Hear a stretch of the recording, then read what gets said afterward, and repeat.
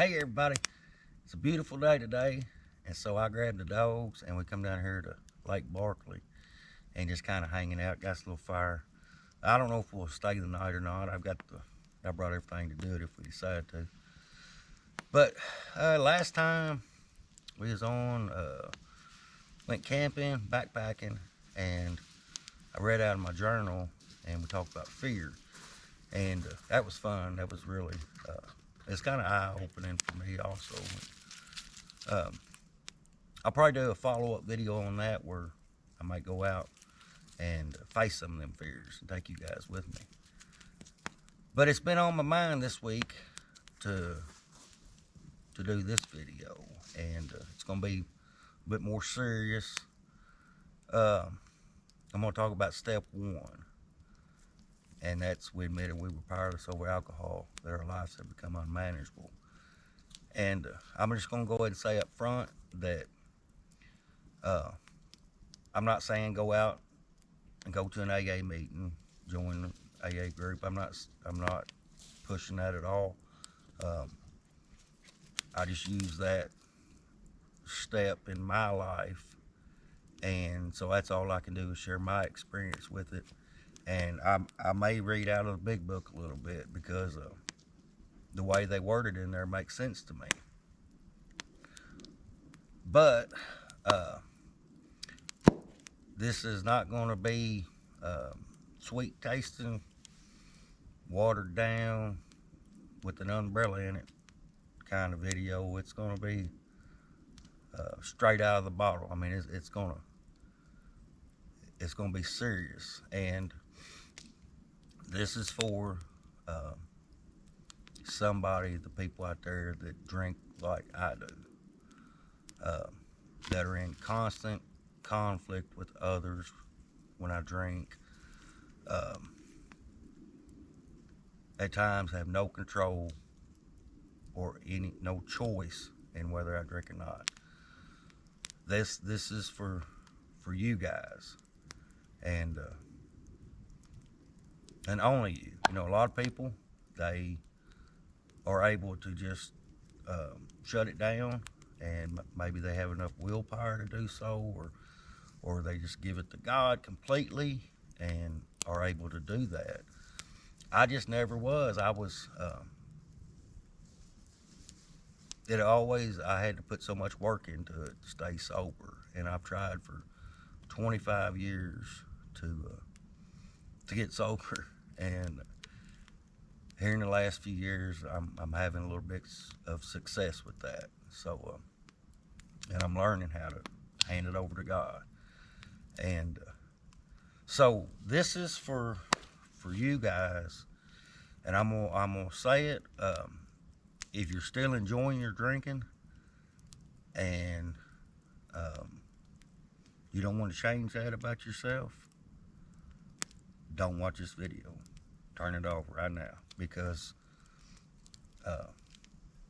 if you're like me and you've never learned any of this stuff, if you listen to what I'm going to say and you start processing it in your mind and in your heart, drinking's not going to be no fun no more. Every time, that's how it worked for me. Once I learned some of this stuff, drinking wasn't no fun no more. I couldn't even try to make it fun. It was always, I just hit low point, and I would, I'd be up here with a little buzz, it'd be fine, and I'd just keep drinking, and then I'd plummet down into depression and just complete chaos sometimes. I had no control over what I did. So, that's being said, don't watch it if you're still enjoying your drinking.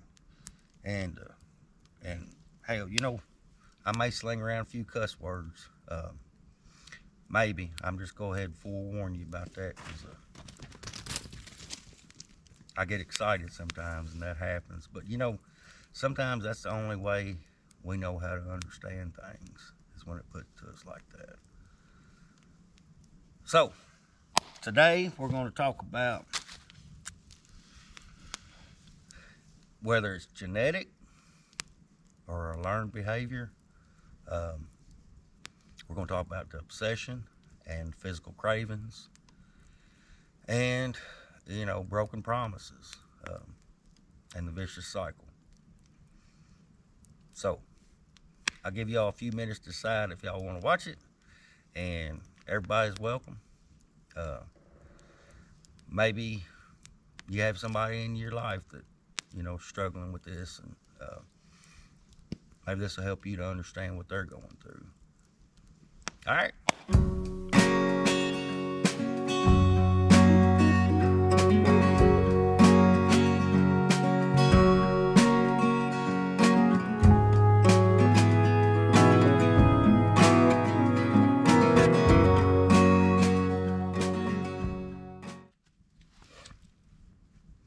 All right, so that was kind of a long intro. I didn't mean it to be that long, but I just kind of got rolling, and it is what it is. But I do have a few notes here I may look at every now and again to kind of make sure that I cover the, all the basics of what I'm trying to say. But anything that I do say here is strictly my opinion. It's what I've came to believe through my experience. And, my opinion has changed over the years on several things. And so what I'm going to say is just where I'm at today with it. But like I said, I am going to read a little bit out of the big book because it makes sense to me. When they talk about the phenomenon of craving and, the obsession and things like that, I think they nailed it. I really do. So, but don't be scared of the big book. Hey, that book right there has got a whole lot of me in it. And I ain't trying to sell them neither. So I'm just going to read out of them. I don't even know if I need to say all that, but hey, I don't want to mess up no traditions or nothing. But I want to talk about genetics first. Are we born with it? Is it something that is in us that that when we drink alcohol, that our body reacts different? I think so. I think there's something in us, people that drink like me, that when I consume alcohol, my body reacts differently than, say, just a normal drinker. And that's when the phenomenon of craving kicks in. Alcohol is supposedly out of your body by 5 to 10 days, is what I've always heard. Completely out of your system. And so the physical cravings are gone after that. And until I ingest alcohol, there should be no physical cravings. My body, Now, withdrawing from alcohol, can be deadly. It's detoxing from it. It can be very deadly. And so I'm not trying to minimize that by no means, but all I'm saying is after 10 days, at the most, I think it's out of my system. But that obsession's still there. So I'll read real quick out of the doctor's opinion, out of my big book that's falling apart here. First 164 pages always seem to kind of rip out of the binder. I wonder why. But I just, real quick, I'll read this, and because this makes sense to me. We believe, and so suggested a few years ago, that the action of alcohol on these chronic alcoholics is a manifestation of an allergy. That the phenomenon of craving is limited to this class and never occurs in the average temperate drinker. Their allergic types can never safely use alcohol in any form at all, and once having formed the habit and found they cannot break it, once having lost their self-confidence, their reliance upon things human, their problems pile up on them and become astonishingly difficult to solve. Men and women drink essentially because they like the effect produced by alcohol. The sensation is so elusive that while they admit it is injurious, they cannot, after a time, differentiate the truth from the false. To them, their alcoholic life seems the only normal one. They are restless, irritable, and discontented, unless they can again experience the sense of ease and comfort which comes at once by taking a few drinks. Drinks which they see others taking with impunity. After they have succumbed to the desire again, and so many do, and the phenomenon of craving develops, they pass through the well-known stages of a spree, emerging remorseful with a firm resolution not to drink again. This is repeated over and over, and unless this person can experience an entire psychic change, there is very little hope of his recovery. On the other hand, and strange as this may seem to those who do not understand, once a psychic change has occurred, the very same person who seemed doomed, who had so many problems he despaired of ever solving them, suddenly finds himself easily able to control his desire for alcohol. The only effort necessary being that required to follow a few simple rules. So that's what that doctor was saying, that obsession is going to be there, but till we ingest that alcohol, then our body's going to say, hey, I got to have more. And if you drink like me, when I start drinking, I can't quit until I pass completely out. There's just something in my mind that's saying, got to have more, got to have more, got to have more. And then that's where it takes me, out of control, going to jail, fights with my family, just complete chaos. So, the genetic thing, does that make us unique? I guess it does. Have you always wanted to be unique? Well, there you go. Your body reacts different, and mine does too. So that kind of covers the genetics. In my opinion, it's something in us that acts different. Is that an excuse to use? Nope. I used it for years. I went through that stage, and it didn't do anything for my recovery or growth. So I don't use it as an excuse. That's just who I am. All right, so let's talk about the obsession. Now, when I was drinking, even when I was in between drunks, alcohol controlled every decision I made. I was obsessed with getting that next drink, and getting relieved of that obsession comes a little later, and that's something I had to work really hard at. But God takes that from me now. But when I was in full addiction, people talk about, do you have a choice? Do you not have a choice? I didn't have a choice. I feel like I did not have a say in whether I was going to take that next drink or not, because I was so obsessed with getting that next drink, and I didn't know how to live without it. I thought that was the answer to everything, and it just wasn't. But that's where the powerlessness comes in. I was powerless over alcohol because, like I said, it controlled every decision I made throughout the day. I would get up in the morning, hungover, try to make it to work, but throughout the whole day, planning that next drink. Or feeling so bad that I was saying, I just ain't going to do that again. I cannot do that again. And then all that remorse and the guilt and all that bullshit that comes with that drunk the night before sets in. I had to deal with that throughout the whole day. And thinking, even though I didn't want to drink that night, thinking that was the only thing that's going to make it better. again. Same old shit. And, you know, I was a blackout drunk. Sometimes I didn't remember anything.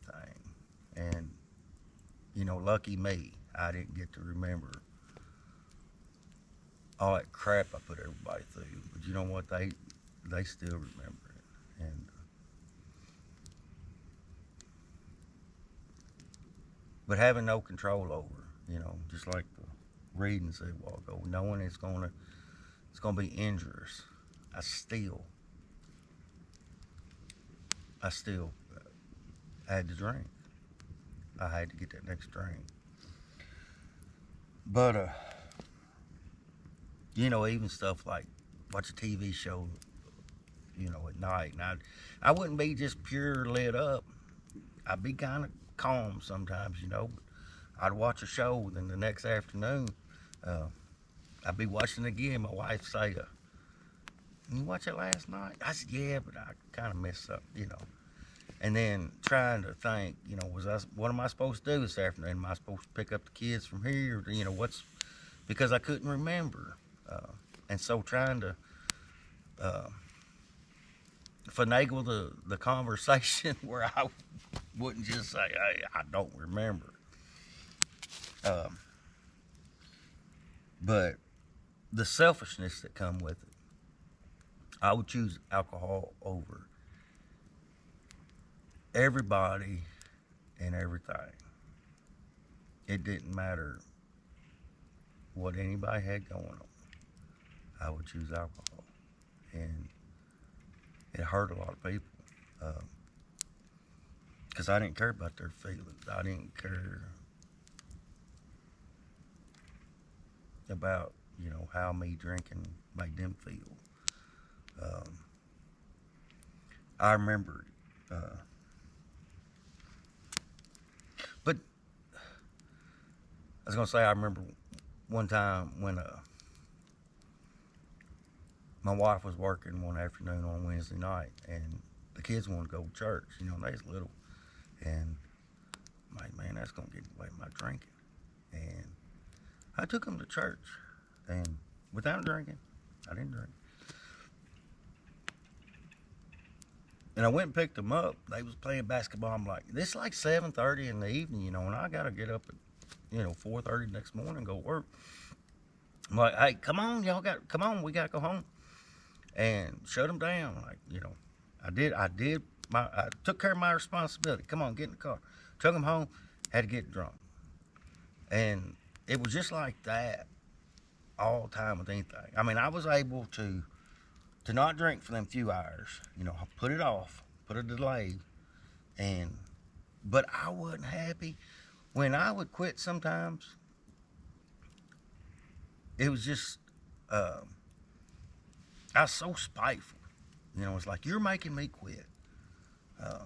It wasn't something I wanted to do. And I just would even when I wasn't drinking, I'd make everybody's life hell. Just because I wouldn't get my way. It's just so selfish and self-centered of me to do that. But it controlled me. It controlled everything about me. And there was nothing good about it at all. But then, you know, there was times when shit would hit the fan. And, I mean, it might have been me going to jail or wrecking a vehicle. Or, you know, then I would make that promise. I'm going to quit. I'm done with it. And my wife knew I hated drinking. But she knew I didn't know how to live without it. And so I would say, all right, we're done here. And I'd quit drinking. You know, maybe she had moved out of town. And, you know, before long, I'm going to meetings. I'm doing right. I'm trying to do the right thing. Really trying. I mean, really trying. But as soon as everything come back together, got my family back, you know, everything's going good at work again. I'd screw it up. I would get comfortable. My self-esteem would build a little bit. And then, next thing you know, I'd be drinking. And I just hope nobody say nothing about it. And sometimes they wouldn't. They'd be too scared to. And then Uh, I just expect everything to, you know, heal itself. And uh,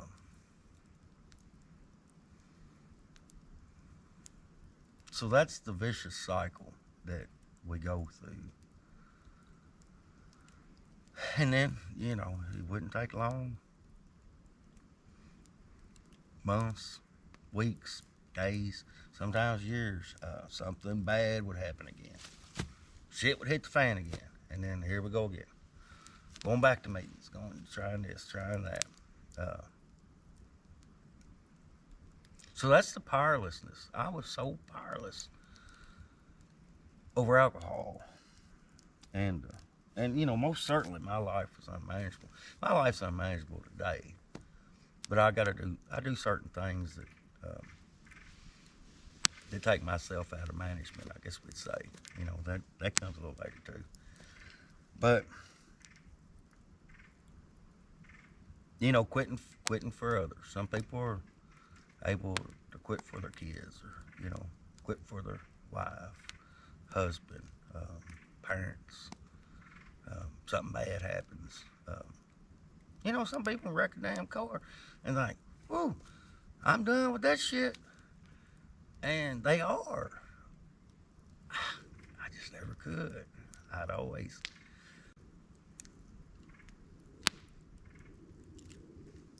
always forget that part, you know, what happened. And I'll read something here that kind of brings that to light. If I can find it. About, you know, not being able to bring that car wreck or that going to jail or, you know, that bad situation back to mind to keep us from drinking again. Here it is. The fact is that most alcoholics, I'm not saying you got to call yourself an alcoholic. I do. It don't bother me at all to do that. For reasons yet obscure, have lost the power of choice in drink. Our so-called willpower becomes practically non-existent. We're unable at certain times to bring it to our consciousness with sufficient force the memory of the suffering and humiliation of even a week or a month ago. We are without defense against the first drink. And I mean, that sums it up for me. That's how I lived.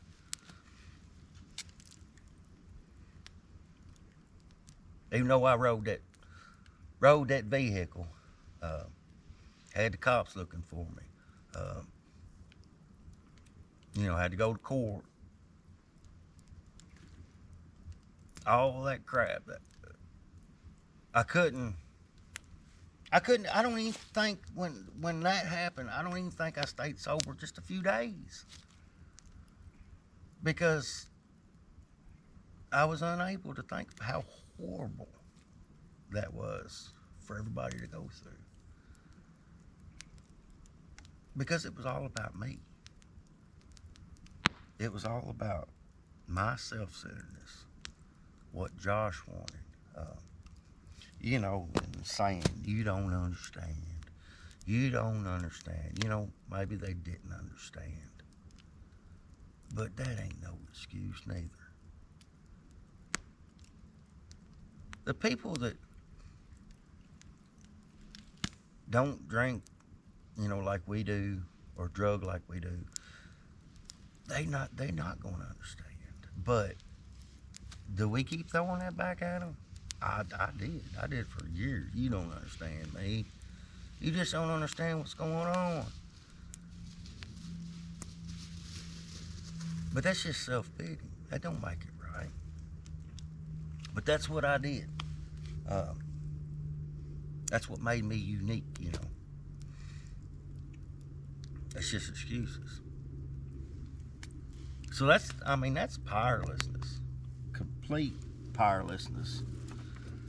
And I was never able to quit for others or for any other reason until I got ready.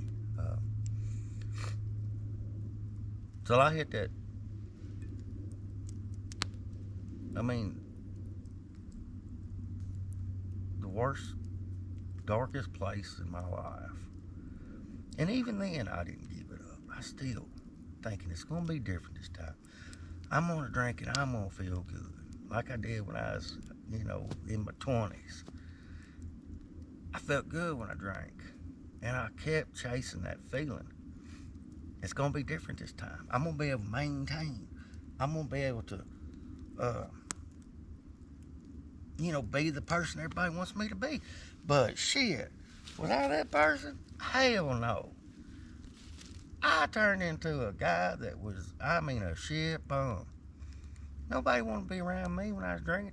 Even my buddies that liked to drink still didn't want me around. I was hell. I was hell to be around. Always starting shit. I don't know. I was just crazy as fuck. And because it was all about me, I didn't give a shit about nobody else.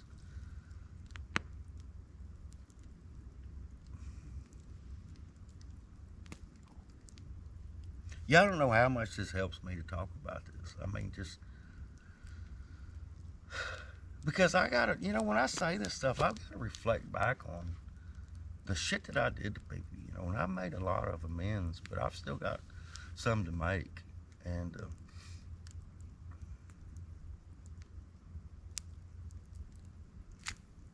then I don't know.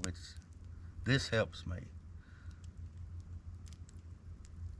Got up, this morning and just kind of floating around the house. It's my day off, and took me a little nap in the chair. But God was kind of pushing me. He's like, hey, he ain't tell me I got to go camp and stuff. It's just kind of, he's like, what about that video, man? Somebody may need to hear it. And so I listened, and because I know my sobriety depends upon it.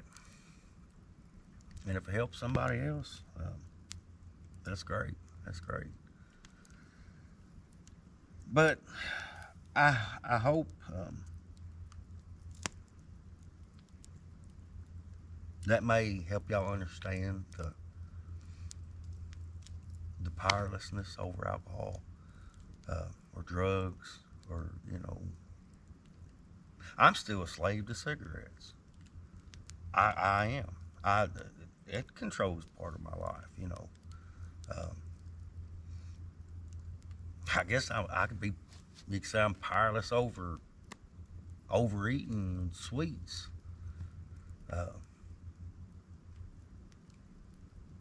But I ain't ever been thrown in jail for eating Chunky Monkey, So, or smoking a Marlboro. So that's something, I'm gonna work on that too. That's coming. I have actually, been kind of working on some of that already. But this is my number one priority: staying sober, and maybe helping somebody else stay sober. But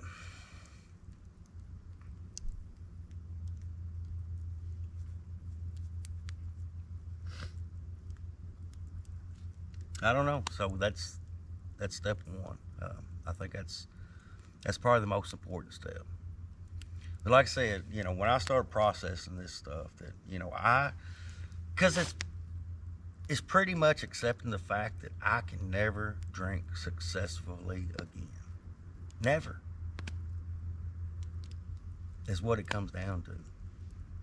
I can never try to fool myself and say, man, you got it this time. Get you a little bit to drink. And I can't do that. Oh, I can, but it's not going to be any different. I'm going to go right back into that same vicious cycle. So I might go out here and check this sunset out, and somebody's coming down the road. They may try to steal my dogs. We'll get back here in a second. Well, the sun has set, but sometimes this is the best part of it. Got a little barge rolling down the river.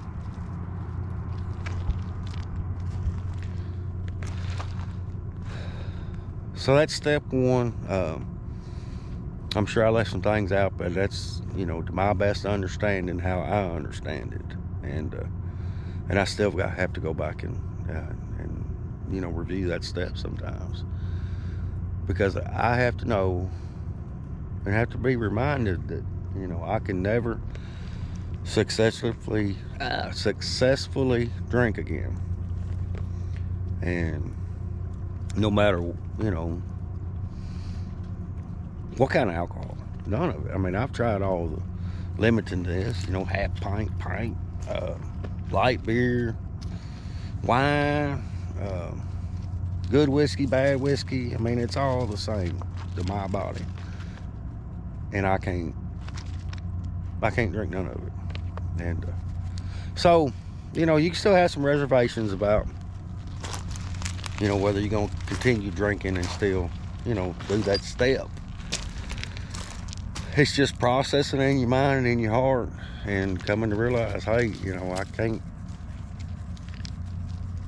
I can't drink successfully. I mean, that's the best way to put it. It's not that you never have to drink again. It's just, I can't. I can go get drunk tonight. I mean, that step's not going to make me not drink. But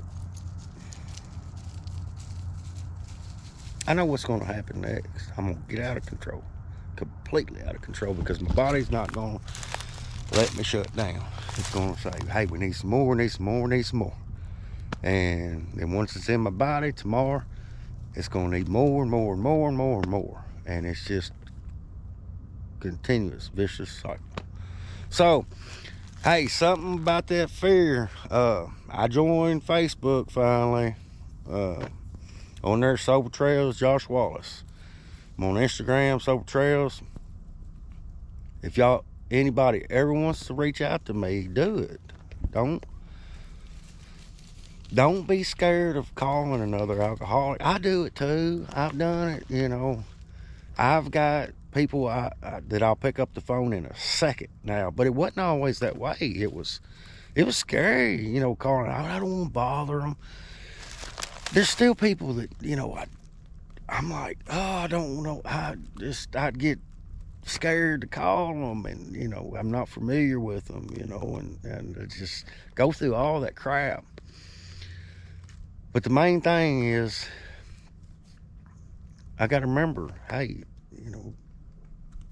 if I'm calling another alcoholic, they're just like me, Somebody calls me, I'm going to grab that phone, say what's up, and they're going to help me stay sober. So I might put my email, if I get my wife put across the screen, or maybe in the description. But hey, holler at me, get a hold of me. Come along with me, come go on one of these trips with me. I always welcome that. We have a good time, but I think I'm gonna go home tonight. Woo. It got dark also. I think I'm gonna take it into the house. I don't think I'm gonna sleep in a tree tonight. So, hey, love you guys. Thank you for helping me stay sober. And hey, have a great day. Thanks for watching.